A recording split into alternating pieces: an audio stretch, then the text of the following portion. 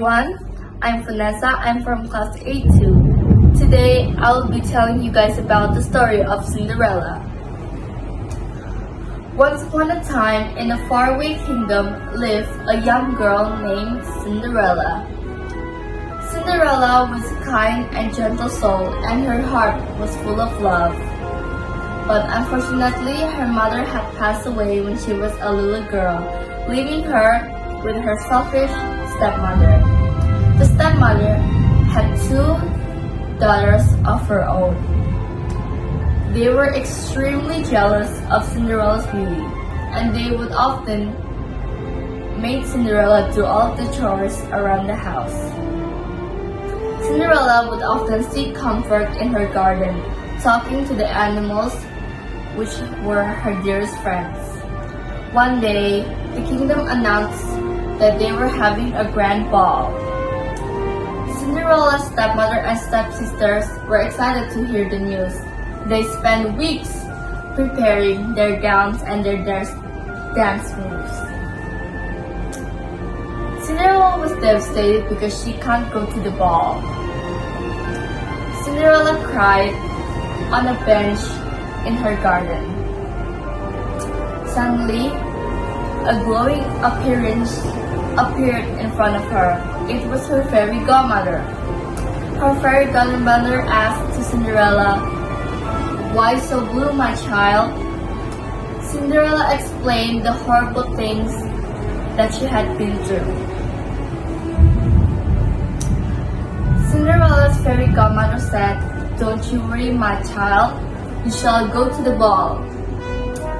And so, with a wave of her wand, Cinderella's old clothes turned into a stunning gown, and her old shoes were turned into a beautiful glass slipper.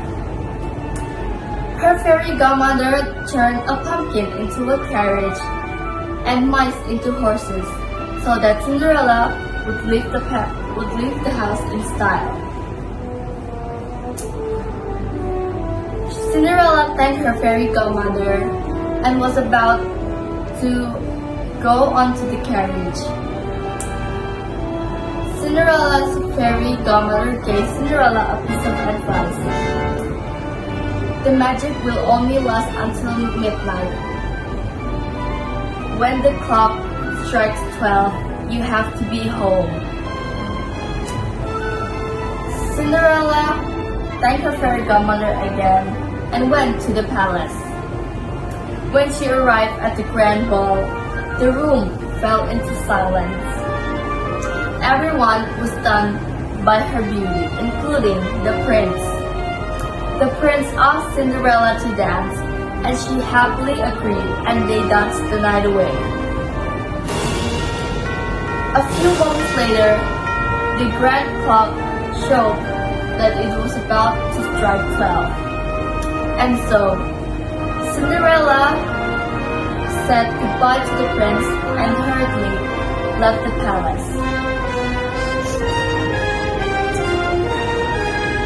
As she ran to the grand stairs, one of her glass slippers had fell off her foot. She didn't have time to retrieve it, and so she disappeared into the night with only one glass slipper. But she had been the happiest she had ever been. The next day, the prince was eager to find the owner of the glass slipper. And so, the prince and the kingdom visited every home in the village to find the owner of the glass slipper. When they arrived at Cinderella's cottage, her stepsisters tried on the glass slippers, but they were too small for them. So Cinderella said, "May I try?" And so Cinderella placed the glass slipper on her foot, and it fit perfectly. And so Cinderella and the prince were reunited, and they married, and they lived happily ever after. Okay. The moral of this story is, always have kind and courage in your heart despite the bad treatments that you receive. Thank you for listening to me. Thank you.